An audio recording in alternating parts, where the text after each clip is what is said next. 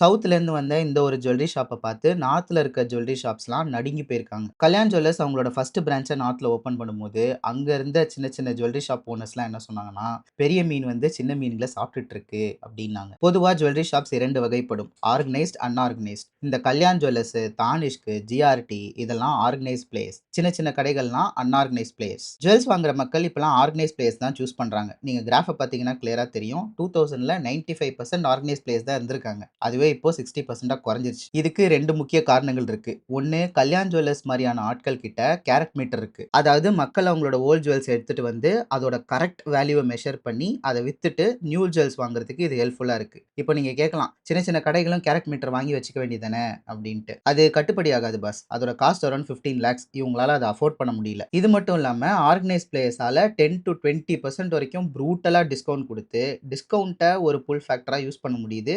சின்ன சின்ன கடைகளால அது பண்ண முடியல. இது 2ம் மேஜர் டிஃபரன்ஷியேட்டரா இருக்கு. இப்போ கல்யாண் ஜுவல்லர்ஸ் கதைக்கு வருவோம். லாஸ்ட் 3 இயர்ஸ்ல கல்யாண் ஜுவல்லர்ஸ் ப்ரூட்டலா எக்ஸ்பேண்ட் பண்ணியிருக்காங்க. இந்த எக்ஸ்பேண்ட் பண்றதோட ப்ராப்ளம் என்ன தெரியுமா? செம்மையா செலவாகும். அதுல நெறைய தலைவலி இருக்கு. இப்ப நீங்களே ஒரு கடை வச்சிருக்கீங்க.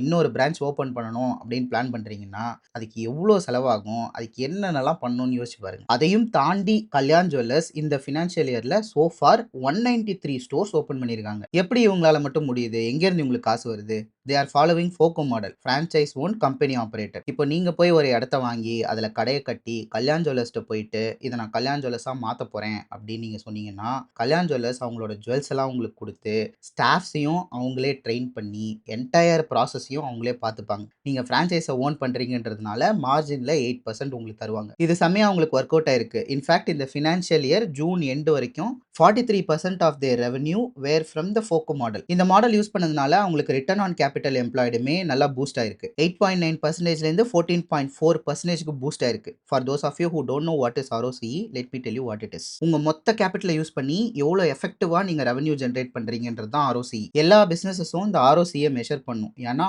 அப்பதான் நீங்க கேபிட்டல ஒழுங்கா யூஸ் பண்றீங்களா, இல்ல ஊதாரித்தனமா ஸ்பெண்ட் பண்றீங்களா, ஓவரா ஸ்பெண்ட் ஆச்சு, ROCE ரொம்ப டவுனா இருக்கு அப்படின்னா, எதெல்லாம் ஆப்டிமைஸ் பண்ணணும்ன்றத அப்பதான் ஸ்பாட்டே பண்ண முடியும். இத தான் Kalyan jewellers FOCO model use பண்ணி இம்ப்ரூவ் பண்ணியிருக்காங்க. அண்ட் முக்கியமான விஷயம் என்னன்னா, அவங்களுக்கு சவுத்த விட நார்த்ல தான் ப்ராஃபிட் அதிகமா. ஏன்னா அங்க மார்ஜின் 20% வச்சு விக்கிறாங்க. இங்க 13% தான். சோ நார்த்ல இருக்க ஒவ்வொரு ஸ்டேட்லயும், ஒவ்வொரு டிஸ்ட்ரிக்ட்லயும், ஒவ்வொரு ஊருக்குள்ளயும் ஒரு கல்யாண் ஜுவல்லர்ஸ் இருந்தே ஆவணும் அப்படின்ற மைண்ட் செட்ல வொர்க் பண்ணிட்டு இருக்காங்க. மீன்வைல் அங்க இருக்கிற அன்ஆர்கனைஸ்ட் பிளேயர்ஸ் இவங்க பண்றத பார்த்து புலம்பிட்டு இருக்காங்க.